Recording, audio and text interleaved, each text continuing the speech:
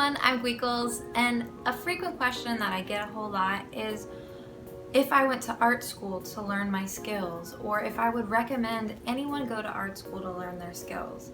Another thing coupled with that question is also, how long did it take me to get to where I am in my artist journey? And more than often, I like to tell people that unfortunately it takes time, and no one likes to hear that answer. But as some of you may come to realize, whether it comes with anything, not just art, it takes us time to develop our skills and become the artists that we're always striving to be. And there are many ways to do this. Today we have access to tons and millions of information, videos, blogs, and just different social medias to connect with each other and find other artists and help each other and share everything we know with others and give and just find new and exciting ways to learn things that we never even considered about. I went to school for 4 years, and I also really immersed myself within the online community, and I have been really immersed for a very long time. And it's funny to go back and see how much I've grown. Me personally, as an artist, I like to put myself on as many platforms as I possibly can be, whether it be social media, whether it be art communities. I always like to go out and try new things, whether it be DeviantArt or Tumblr, or there's a couple of other artist communities that pop up over the years, and I always make sure that I try them out, because you never know. You never know who's gonna be there. You never know who you may meet. You may never know what you can learn. And there's no end to the possibilities of different things that you can learn from other artists. And there's going to be new ways to learn them all the time. And the benefit that we have is there's so many of us out there to learn and share from. I personally have always been a very strong advocate for community, especially with artists. We're our own worst enemies and our own worst critics when it comes to everything. And the biggest and best tool that I've always benefited from has been my fellow artists. You guys make me feel so good. You guys make me feel like I can do anything. And I want to be able to do that for you. And that's why I make these videos, and that's why I share my art with you. And what makes us artists and us creators so amazing is that we love to share just as much as we love to learn. We love to create, and we want to share what we've created with each other. One of the amazing communities that I've managed to find online has been a place called Skillshare. I'm sure some of you have heard it by now. And not only is it an amazingly large community for any sorts of creators of all shapes and sizes and kinds and locations, but it's a place for you to learn. It's a place for you to create, and it's a place for you to learn skills. Skillshare is a learning platform with over 9,000 classes. One of the great things about Skillshare is anybody can teach. You don't have to be a very critically acclaimed artist to teach. You don't have to be special. We can all learn from each other, just like anywhere else on the internet. Another really cool thing about Skillshare is it's project-based with a gallery, like a lot of other art communities are. So when you go in to take your classes, you can take the project that you were given from that class, post it, and get feedback from the teacher and the other students and share with each other.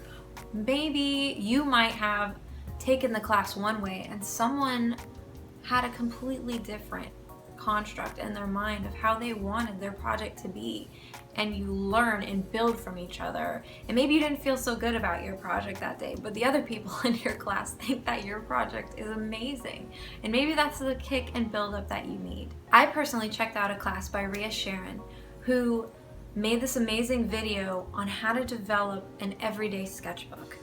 And as some of you may know, it's a really challenging thing to do, to try and make art every day. And we're not machines. Life gets in the way. Some of us have full-time jobs. I have a full-time job. I'm a big family person. I spend a lot of time with my family, and I'm a human. I like to lounge around on the couch and play video games a lot. But her take on the subject is so different, and it's completely different from anything that I would have thought of, while at the same time, she shared so many important aspirations and questions and fears and also workarounds for all of those things. If you think that you're not going to have enough time, she's got a workaround for it. If you think that you're feeling uninspired that day, she's got a workaround for it. It was just an amazing class, and even though her style is different, her approach to everything is different, as an artist, it's very important for me, for you, for all creators to keep their minds open, because we're only going to get better and just be the best we could possibly be the more we open our minds to learning new ways to do the thing we love most from other people who enjoy doing the same thing. I took her class. It wasn't very long at all. There were about 5 classes, and together it was about 36 minutes. And I was able to learn something from each class. As I didn't have a whole lot of time, that didn't really matter, because all of that information was just amazing. And now when I go to approach my sketchbook, I can take everything I've learned and apply it there and feel much more confident.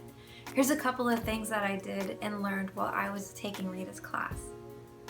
You'll know it's a lot different from my normal sketches, and while this very much scared me, I also realized that this was a great thing. This class encouraged me to step out of my comfort zone and try new things. Not only was it important because I got the insight of another artist that not only mirrored a lot of things that I already knew to be true, but it helped to just know that someone else thought that way, that I needed to start drawing and not think so much about things all the time, because in the end it was really preventing me from making art at all, and I just wasn't happy. But even if these aren't finished pieces, everything that you make doesn't need to be, and that's one thing that I already knew that she really showed over and over again. I really wanted to draw a jackalope, but for this sketch, for the class, she wanted you to just grab random things off your desk. So I grabbed some pens, a Copic, and a silver jelly roll, but I actually thought it was really cool in the way that I was able to sketch with the Copic and the silver jelly pen. So maybe it didn't mix, but maybe now I have some insight on how I can really use that gel pen that has kind of just been sitting around for a while. Another prompt was to go to a randomizer or find some dice and toss it and make something in that amount of time. While this is also incredibly stressful, it's also another thing that prevents you from thinking too much. I grabbed a random inker, I drew what was right in front of me. I have a cute little dinosaur that my friend made out of clay, and I thought this was a whole lot of fun. 12 minutes is actually a lot more time than I needed for this, but to put in perspective, I didn't have a whole lot of time to think, and I was just able to enjoy just drawing the piece and learn what I did and could enjoy from my tool. Another part, and maybe some of my favorite prompts, are she encouraged you to maybe try drawing someplace else. A lot of points in her class are to do things at random, and I find that to be awesome, because maybe you do just need a change of environment. Maybe you need to get away from the desk. Maybe you need to go draw out in public or at a coffee shop. You never know. There are so many things that we don't realize or think about, or maybe you already know but just never act on, that could be influencing our art. So I went and I drew a little quick portrait in the kitchen on the floor, which was different and not at all comfortable for my back, but it was something different. I wasn't at my desk, and I didn't feel the stress of needing to sit down and make a masterpiece. Another thing I did was draw something right in front of me, which was my little owl on my pencil case, and I thought it was hilarious. Again, just grabbed a random ink brush, and I had a whole lot of fun with that and exploring with the texture and what I could do with the bold color. It was a whole lot of fun. The premium for Skillshare is about $8 a month, but the folks at Skillshare were kind enough to extend me a promo code for you guys, and if you follow the link down in the description below or use the promo code GWEEKLES99, you can get 3 months of unlimited access to all 9,000 classes for only 99 cents. The whole reason why I make videos and share my art on the internet is because I want to be a part of the community and help share my skills and help learn from you as well and be the best artist that I could possibly be and keep my mind open so I can learn and build and grow and just thrive within a group of people who are like-minded and also want to do the same thing with their creating. This video is sponsored by Skillshare. I hope you guys found this video helpful in any way, shape, or form. I really hope that the promo code is of help to some of you guys, and maybe you didn't know about Skillshare, and now that you do, you look into it, you find a class, you find a brand new community, more things to learn, an art bud, more people. I know that's all I want to do is help you guys learn and grow and thrive. Let me know what you think. I hope you guys have an amazing week. I'll see you in the next video. Bye-bye.